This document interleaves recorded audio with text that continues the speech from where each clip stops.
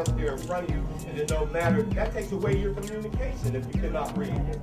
You cannot communicate with other people. You cannot read. You cannot talk. You cannot learn new words. Hey, what's that word? You know what I mean? And then, you know, you make somebody thinks that you're dumb. You know. Also, like I said, the vocational, we need some homes. Cities. And Mr. Carrington. The brother made a comment about what we need to put together. And for most of us, we know God already put that into place, okay? And we can look at this situation, and when we all walk out of here, we're going to ask ourselves the exact same question: what did we accomplish? Did we save that young man that's going to die this weekend? That's what we're going to ask ourselves. And most of you aren't going to be satisfied with the answer that you give yourself. And that's simply because the majority of us know what the problems are. There are leadership positions put into place. God put them there when he said, there's your mother, they're your father. Honor and obey them. They're put into place when we give up our right to be a parent. Then we've given up our structure. What we have to understand is conditions don't set our community. We set our community. Starvation doesn't change our community. As Miss Evans said, we go to her and we get a piece of bread from her. So our pride changes this? Conditions don't change anything. I don't want to hear, I'm a black man. I don't want to hear there ain't no jobs. If there ain't no jobs, it's because you're ignorant behind, didn't go to school and get the education you were supposed to get. And your parents didn't do what they were supposed to do. Now, if we want to solve some problems tonight, then we have to take the gloves off. And we have to quit talking about the basics that everyone is aware of. And we have to come to solution. The number one problem in our communities is our family structure. That's us. The people standing in the back of the room are the administrators.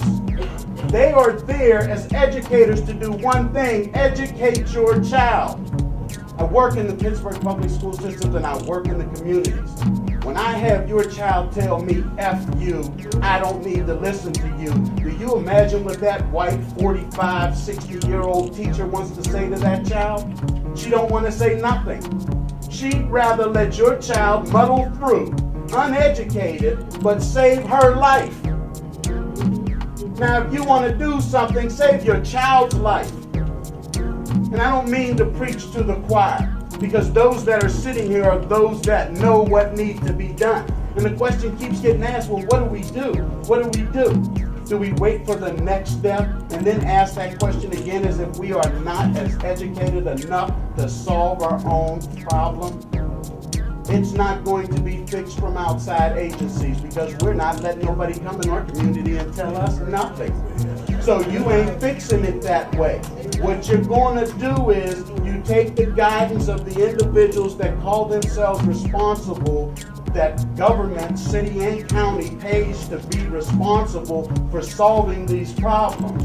But it appears they're only around when money's to be handed out. And when the money's gone, they're gone. Our children who do not have fathers in the home.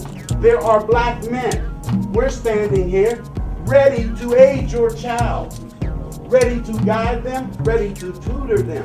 But when you as a parent have suffered defeat before you ever got off the ground, we can't fix it, because when we come to your child, you're going to cuss us out.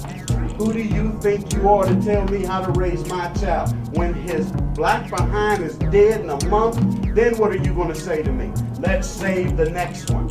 And let's save them. We got groups popping up all over this city, posters popping all over this city for the next dead one. We're not saving them, we're just promoting them. There goes the next dead one. If we want to fix it, we've got to fix it. The school is there to educate.